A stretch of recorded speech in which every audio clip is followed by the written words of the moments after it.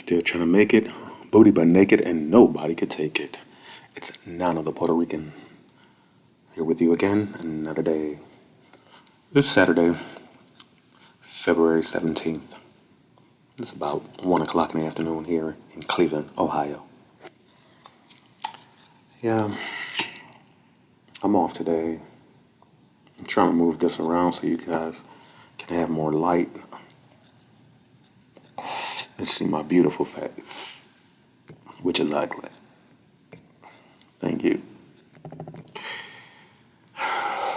Y'all know I just worked out.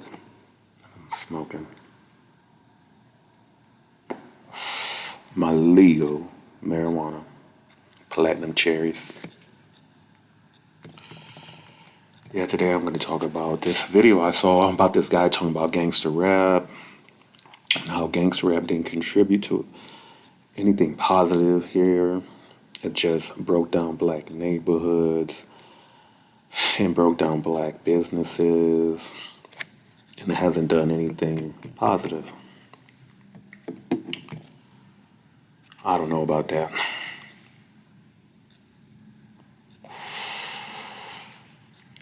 I just think about, I grew up with hip hop. I was born in 77, so I'm just as old as hip hop.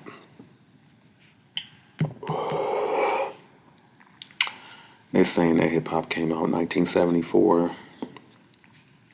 I was born in 77, and I felt like 77 was when I think Sugar Hill Gang, that first single drop was 77, I believe. Hip hop been going around way before that, but as far as mainstream was concerned, which is, I feel, where hip hop wanted to be. And like Most Def says, the people are hip hop. So the neighborhoods where these music came from, we are hip hop. Whatever we're doing, that's what hip hop is doing. And I feel like 96 got to the point where we finally crossed into commercial, but it started being all the value we had. We got people going to business school. People wanted to work at hip hop established businesses like The Source. I remember wanting to work at The Source when I was 18. That's 1996. All these jobs that were created because of hip hop. And then, people who did not grow up in hip hop saw the money that hip hop was making. And then they came over and brought over their corporate things to the hip hop side. They call those people culture vultures. They don't have no intent in helping the community. They just want to make money off the community. So now we run into these 360 deals.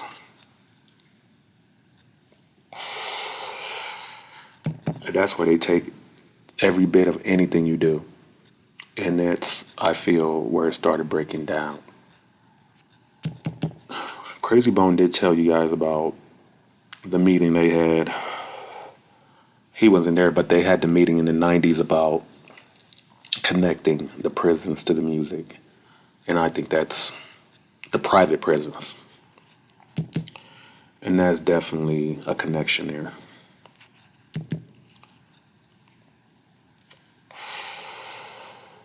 Just as hard as they were working to establish a black community with positive and legal profit, there was another side trying to do an illegal side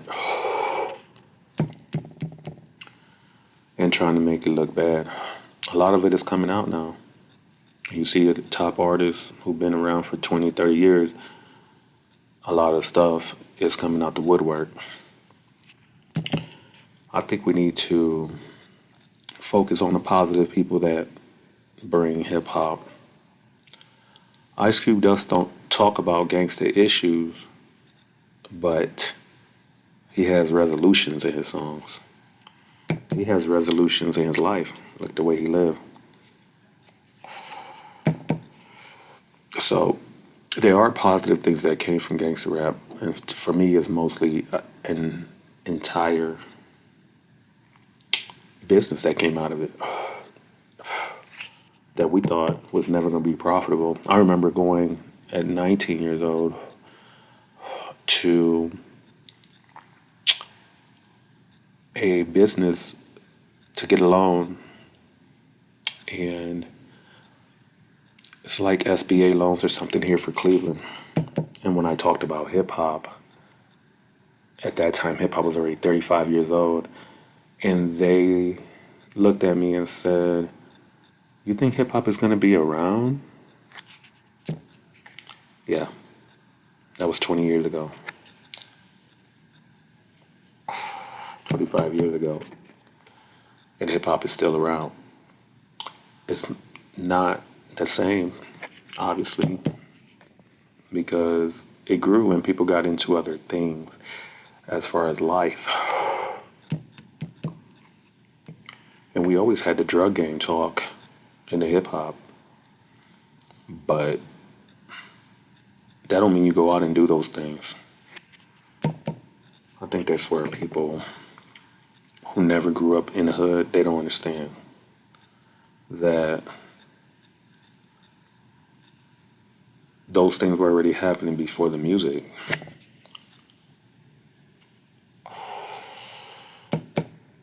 So, and a lot of things came from other cultures into hip hop too. So, like smoking weed, I didn't know what weed was. I was the only Puerto Rican family on my block. It was all white. And they were smoking weed at 12 and 13. We didn't even know what it was.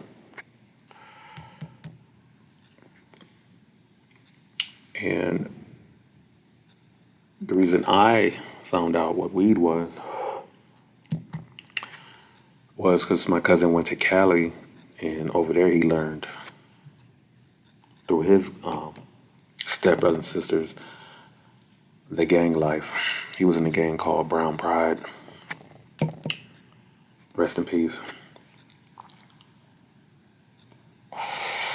And he was 13, probably 12 or 13 when he went to Cali. But then he came back 2 years later, and he came over with Snoop Dogg's music. I was listening to Method Man because I was in Cleveland. It's more of an East Coast vibe. I was obsessed with New York because my father's from New York, born and raised. He came to Ohio when he was 16. So I wanted to live in New York. I really was in love with the hip hop and the clothes because that was another thing that started, which was streetwear. Thanks to Dapper Dan, and I feel Method Man had a lot to do with it. At my age range, 1994. But before that, I remember like the dashiki or African looking patterns on things. And I had something like that because my dad worked on the east side. All his co-workers, everyone was black. He worked on Quincy. I think 105. I don't know where that RTA station is on the east side. I know that's the Quincy neighborhood. And he took us to a tropical store, which was a store on 116th and Buckeye. And we picked out some outfits because my father was on a budget, and I guess the guy hooked them up. Yeah, we got one outfit. And back then it was cool to have like, I think it was called Machine, and the top matched the bottom, like a jean outfit with like velvet looking on it. I wish we had pictures of us in those clothes. I remember mine was green with a hoodie on it, but it was denim. My brother's was black. We wore each other's clothes because, well, I couldn't wear his pants because he was too skinny, but we could wear each other's tops. I was always fatter. My brother was the skinny one, super skinny one.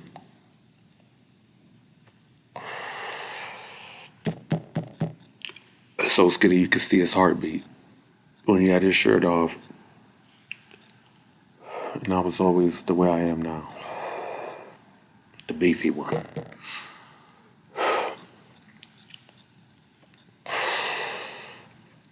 But my father always told us to stay away from hip hop.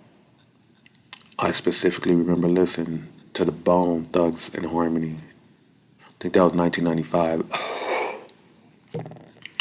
The second album, I had the second album before it dropped somehow, some way. Back then, people had tapes, and tapes used to leak just like they leak now online. And I had the Bone Thugs and Harmony, and I was singing it. And my dad was like, you gotta turn that shit off, turn that garbage off. And at that time, I still didn't understand samples really. Kind of, because I listened to Biggie and I heard the Isley Brothers sample and I started listening to the old school and seeing where they took it from. So then I started to study hip hop and the places they grew up at. And, I knew about Cleveland. So when Bone dropped, it was like an awakening, like I can do this. Like they're talking about what they go through every day. So I started listening. Somebody got me hip to Scarface. Going to school here in Cleveland, if you lived on the west side, it was predominantly white, a little bit of Puerto Rican. East side was a little bit of Puerto Rican and predominantly black. A little bit of blacks on the east side too, because I lived next door to two black families in Section 8 on 165th and Lorraine. Shout out to y'all. Rest in peace to Dusty. He grew up next to us. I heard he passed away in Atlanta. There was some twins next to us. I remember their names, Money and Desmond. They actually went to Marshall with my little sister. It's crazy. But I remember hip hop then with those two families. They exposed us to LL Cool J. I remember one of them they were a DJ. They had all this vinyl turntables. And I used to sit there and listen to him DJing sometimes. I remember going to their parties. I was young, I was like 5 years old. I remember those songs like Roxanne Shante, like I remember the speakers. There was definitely Weed Spell. I didn't know what weed was then. And they were Bloods too. One of them was a Blood. Maybe two of the brothers. It was four brothers. One was 18, one was 16, one was 14, one was 9. And I remember him wearing his colors and his rag.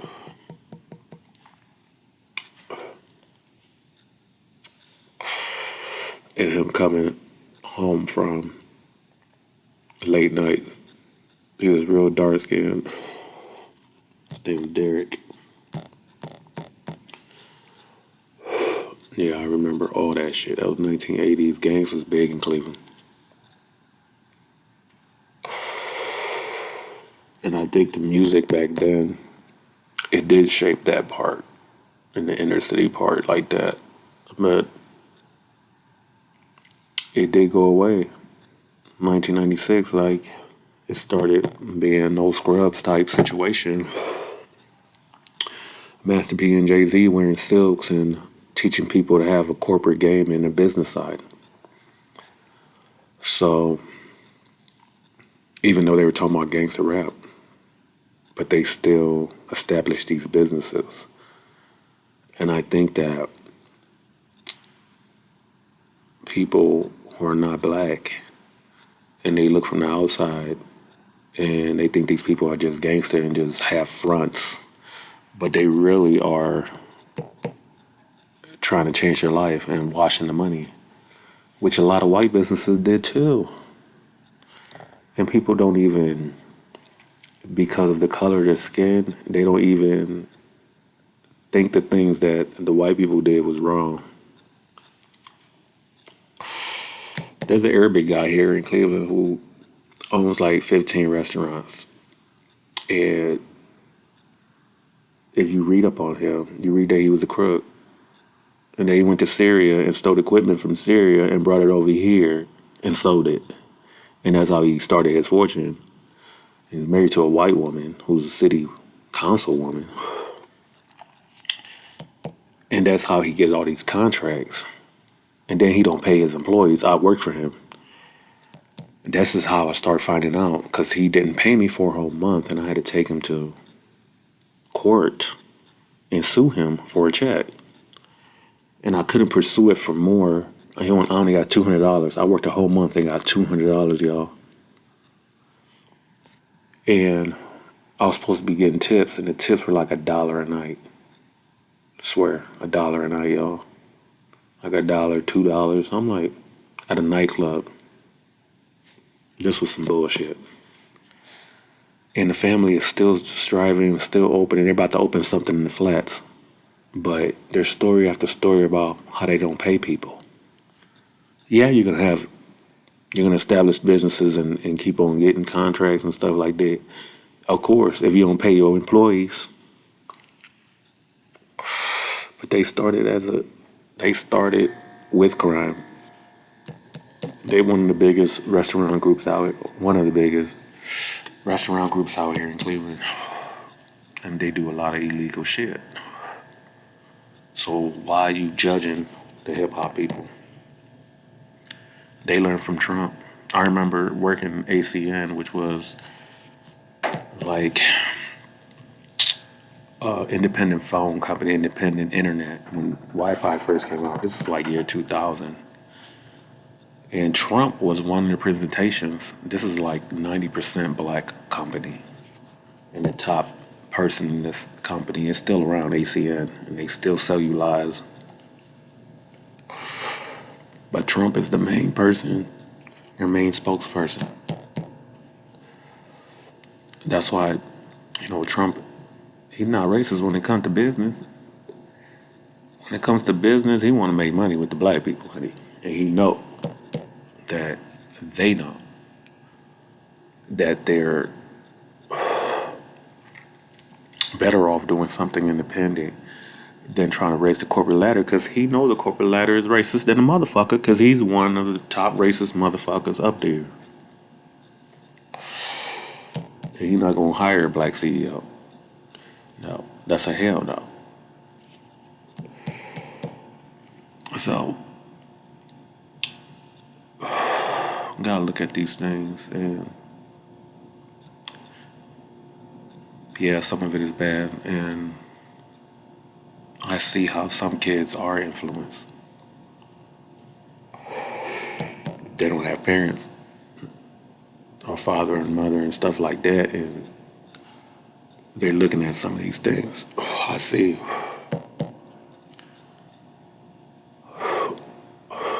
But you gotta separate that, because it's just like I feel a whitewash of a lot of black culture. Even back in the day, like I'm watching Billy Carson, Forbidden Knowledge, and he's talking about the Sumerian tablets or emerald tablets, and how all that been whitewashed. And that makes me go back to creation and the story of creation in Genesis, and did we come from Jesus and the creation of Jesus, and Jesus did that. these tablets are like 36,000 years older than the Bible. So, talk about creation of life. It got 40 laws on there. 40 laws are very similar to the Ten Commandments. Except it says on there you can love anybody you want. Where Ten Commandments said it's got to be a man and a woman. What the Bible says, not the Ten Commandments, but the Bible says. So, I don't believe that gangster rap was the total destruction. Especially when you grow up like I grew up, very sanctified Pentecostal, and then you see the evil inside the Pentecostal churches. Some of them, they fucking everybody. Pastor fucking everybody. People around, they fucking each other. And there was a big scandal. There was this pastor, I want to say his name was Hector de la Cruz. God forgive me if that's not his name. But I remember he was involved in a scandal where him and his wife and his assistant had threesomes. And they was preaching about God. I remember one of his sermons were about scientists put a microphone down in the ground and they could hear people screaming from hell. This stuff made front page news, like in Puerto Rico. How the instrument they put into the ground and the earth can hear the voices crying and screaming in hell.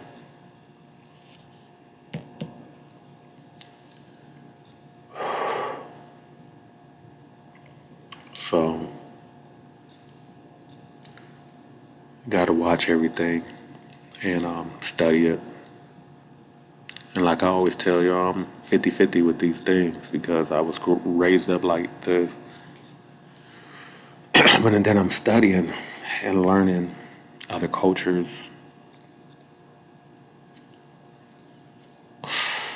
They also talk about the end of the world here, y'all. In this Bible, everything's in Revelations is happening. It's happening exactly how it's written.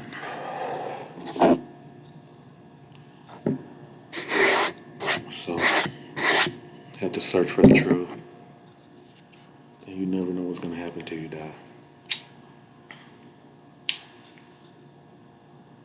I don't know. I've seen a lot of good things come out the church and miracles, for real. And I heard stories about people walking.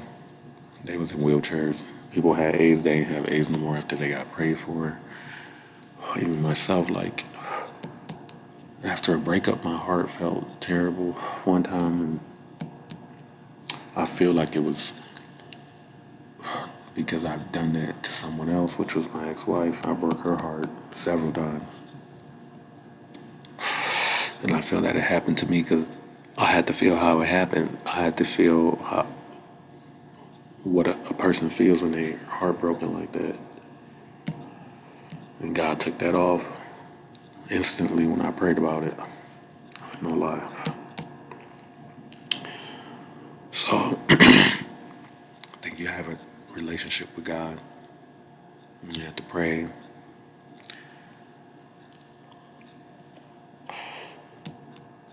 And just be faithful. People are erasing God and erasing religion. Trying to make this one world. I was raised Pentecostal, sanctified, and they was saying that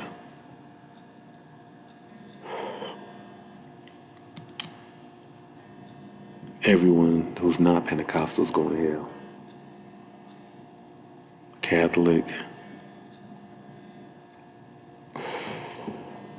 anyone who's not in the Pentecostal religion is going to hell.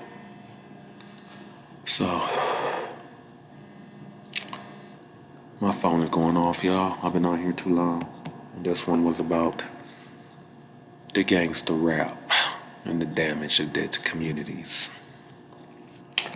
And today is Saturday, February 17th, 2024. Nanopuertorican, still trying to make it, booty but naked, and nobody can take it. Peace, y'all.